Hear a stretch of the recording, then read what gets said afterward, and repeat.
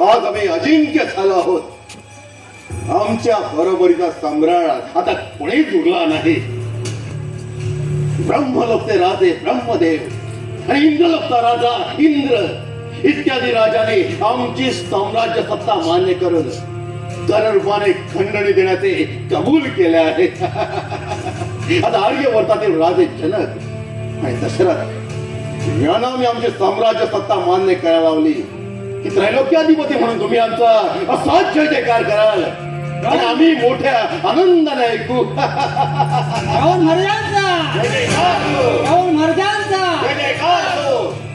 परशुरामाने त्या जमदग्नी पुत्राने 21 वेळ आर्य क्षत्रियांचा संहार केल्यामुळे आर्यावर्त दुर्बळ झाला आहे. राजा जनक व दशरथ आहेत पण ते वृद्ध कपिल आहेत. त्या दुर्बलतेचा फायदा घ्यावा म्हणून आम्ही ताटिका मारीत सुबाहू आदी करून आर्यवर्तात पाठवले आणि विश्वामित्राच्या यज्ञाचा नाश करण्यापासून सुरुवात केली. विश्वामित्राने मात्र हा आमचा डाव लागली जोडपून आर्यवर्तात शास्त्रते प्रादित्य करण्याचा प्रयत्न चालवला आणि दशरथाच्या पुत्राकडून आमच्या दूतांचा विध्वंस केला. आम्ही देवलोकावरील स्वारी वरतो म्हणून विश्वामित्राकडे आम्हाला व्यक्तिशः नजर देता आली नाही. पण आता मात्र आम्ही विश्वामित्राच्या प्रयत्नाचा आणि त्याचबरोबर आर्यवर्ताचा विचार करणार आहोत. सभासद हो, आपण दैत्यांची सत्ता अबाधित करण्याच्या श्रेय साम्राज्याधिपती रावण महाराजांनी मिळवले म्हणून या दैत्याचार्याच्या गादीवरून मी त्यांना शुभेच्छा धन्यवाद देत आहे. उरलेला आर्यवाद दैत्यांच्या अधीन झाला की दैत्य संस्कृतीचा विजय त्रैलोक्यावर फडकवायला क्षणाचाही विलंबला मिळणार नाही. आपल्या प्रतापशाली महाराजाने हा ध्वज फडको असं माझं ते मागणं आहे.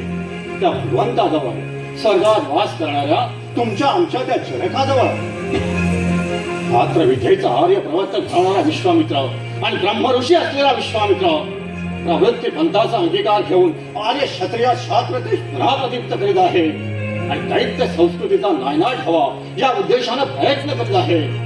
या विश्वामित्राचा नाश केल्यातून दैत्य संस्कृतीचा प्रसार होणं शक्य नाही. आपले म्हणणे मला मान्य आहे, परंतु राजा जनकाकडील पणाचा निर्णय होईपर्यंत याविषयी विचार करावायचा नाही असे आम्ही तूर्त ठरवले आहे. आमची खात्री आहे की आमच्याशिवाय इतरांना पण जिंकणं शक्य नाही. पण आम्ही जिंकल्यावर त्रैलोक्यात अजिंक्य ठरलेला असा परशुरामासारखा महान पराक्रमवीर आमच्या पुढे माता नम्र करेल. पण विश्वामित्रासारख्या ब्रह्मर्षीची काय करता? महाराज, आतापर्यंत सर्व काही ठीक झालं, परंतु जनकाकडील पण आपण स्वतः जिंकतो म्हटले हे काही बरोबर नाही. कारण धनुष्याला प्रत्यंचा चढण्याचा पण तो काय आणि तो जिंकण्यासाठी आपण मला आज्ञा करा, मी तो पण जिंकून येतो आणि जनकराजे आपल्या चरणी अर्पण करतो. तुम्हाला लक्षात आहे, तुमची कृती जरी थोडी हास्यास्पद असली तरी या वृद्धाप काळात तुमच्यात इतका उत्साह आहे ऐकून आम्हाला फार आनंद वाटतो.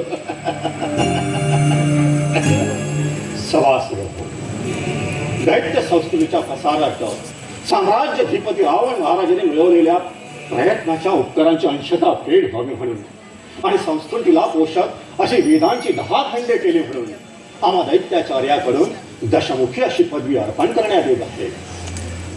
महाराज, आपण साम्राज्याधिपती असे साम्राज्याविषयी असं आम्ही आपल्याशी एकमत होतो. महाराज, या अधाद विभत्तेला आणि अधोमुत पराक्रमाला हे लहानसं पारितोषिक जरी साधेच नाही तरी आम्हा दैत्याचार्याच्या मनात आपल्या साम्राज्याविषयी आधारबुद्धी आहे आणि जो सन्मान असत आहे त्याचे दृश्य चिन्ह म्हणून या पदवीचा आपण स्वीकार करावा. शुभम होतो. आमचे अल्प सैन्यात आपल्या पदवीदानाने महासागराप्रमाणे खोल व विस्तृत झाले आहे. अपात्र शिष्याला आपण या पदवीदानाने पात्र केले म्हणून या पदवीचा आम्ही मोठ्या आनंदाने स्वीकार करतो.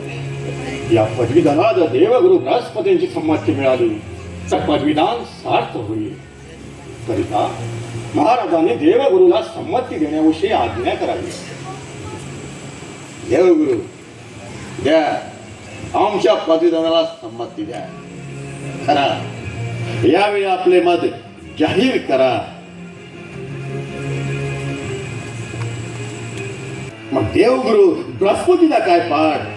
आपल्या प्रश्नाला उत्तर देण्याची माझी इच्छा नव्हती आणि मला वाटते माझ्याकडून उत्तर मिळावेत असं आपण आग्रहही धरू नये. उत्तर मिळालेच पाहिजे. हे देवेंद्राची आज्ञा नव्हे आणि हा इच्छेचा तुमचा दरबार नव्हे, आमचा दरबार आहे. आमच्या दरबारात तुम्ही आमच्या आज्ञेचे गुलाम आहात. म्हणून म्हणतो, आमच्या पदवीदानाला संमती द्या.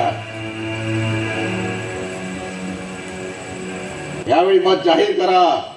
मग उत्तर हेच की अगाध विद्वत्तेबद्दल दैत्य गुरुकडून जी पदवी लंकाधीशाला अर्पण करण्यात आली त्या पदवीला लंकाधीश मुळीच पात्र नाही, लायक नाही. लायक नाही? देवगुरु, अलंकारचा दरबार आहे. या दरबारात तुम्ही आमच्या आज्ञेचे गुलाम आहात. इथे आमच्या विरुद्ध एक शब्द तुमच्या मुखातून बाहेर पडला तर तुमचे डोके धडापासून वेगळे होईल. म्हणून म्हणतो, आमच्या पदवीदानाला संमती द्या. मुखावाटे शब्द बाहेर पडला आता माझी कधीही वाणी बदलणार नाही.